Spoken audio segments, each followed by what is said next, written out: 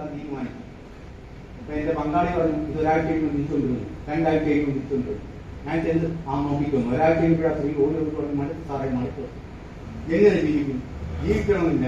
എന്തോ ജീവിക്കും തുടങ്ങാം, ഇല്ല, പിന്നെ തൊട്ടിട്ടില്ല, പിന്നെ തൊട്ടി 5 കാലം മുൻപ് വരും സാർ, നിങ്ങൾ ഭയണോ പറയുന്ന തീർച്ചയായിട്ടും ധാരത്തിൽ അടുപ്പില്ല, കറി തരില്ല, നീ ആ മണ്ണിൽ ധാരക്കണം അവിടെ നിന്നിട്ടും മറ്റേ നിങ്ങൾ കുഴപ്പമില്ല സാർ, ഞെരഞ്ഞു വരും, കണ്ടം കൊടുത്താൽ നക്കി മുറയിപ്പോയി സാറെ കണക്കാക്കുക.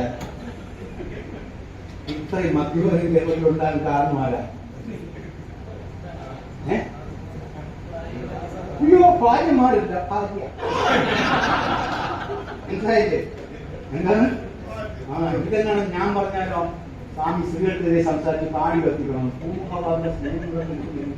ഇത് കാണുമ്പോൾ അവൻ 2 കൂടെ അടിക്കാൻ തോന്നി. ഇല്ലേ രസമാക്കണോ? സ്ത്രീകൾക്ക് മദ്യത്തിന് ഈ ക്ലാസ് കാണാൻ മോശമായിരുന്നെങ്കിലാ അദ്ദേഹത്തിന് ജീവിക്കാൻ പറ്റുമോ? ഇല്ല. അപ്പോൾ താങ്ക് യു എവരിബഡി. ഈ അവസരം എനിക്ക് ഉണ്ടാക്കി തന്നതിന് നന്ദി. കൂടാതെ എന്നെ ഈ കാത്താക്കിയ മാതാപിതാക്കൾ, ഗുരുജനങ്ങളും ദൈവത്തിനും എന്റെ കൂടെ അസിസ്റ്റ് ചെയ്യുന്ന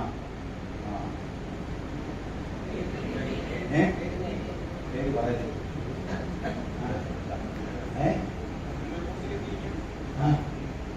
നന്ദി. ഒരു 3 ക്ലാസ്സിൽ ഗുണകരം ഇങ്ങനെ വിളിക്കുമ്പോൾ ഒരു 3-4 മണിക്കൂർ ഉണ്ടായിരുന്നു കേട്ടോ. പിന്നെ ജീവിതത്തിൽ ട്രെയിനിങ് ആവശ്യമുണ്ട്. കുട്ടികൾക്കും ട്രെയിനിങ് കൊടുക്കാൻ നിങ്ങൾ പ്രാപ്തരാകും. നമ്മളൊരു ഇൻഡിപെൻഡന്റ് ആവണം കേട്ടോ.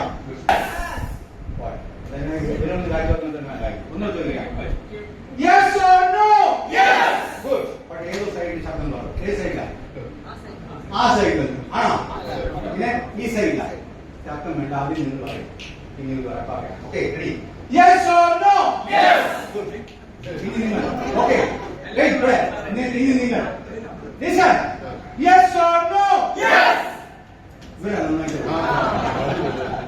എന്താ കാര്യം?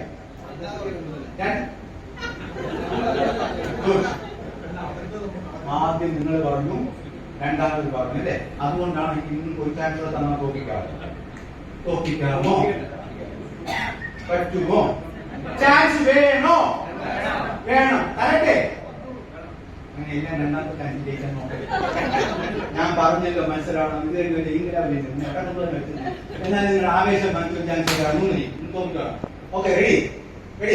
Yes or no? Yes.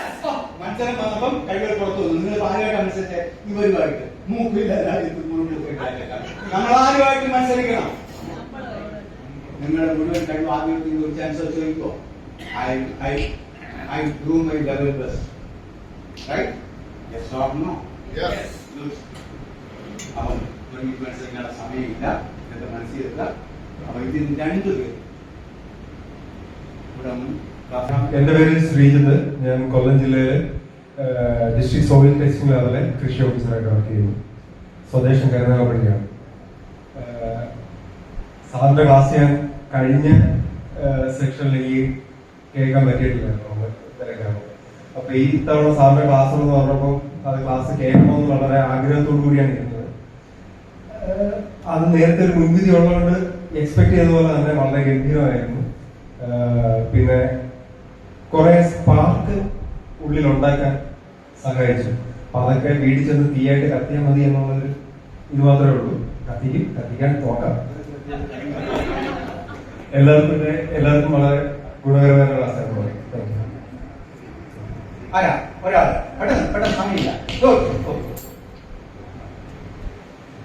Good evening. ഞാൻ ഡോക്ടർ ജ്യോതി. ഞാൻ ലേറ്റായിട്ടാണ് വന്നത്. സാറിന്റെ ക്ലാസ് ആദ്യമായിട്ടാണ് അറ്റൻഡ് ചെയ്യുന്നത്. ഭയങ്കര ഒരു യൂസ്ഫുൾ ആയിട്ട് തോന്നി. കാരണം എല്ലാവരും ഇൻവോൾവ് ആയി, ഈച്ച് ആൻഡ് എവരി വൺ.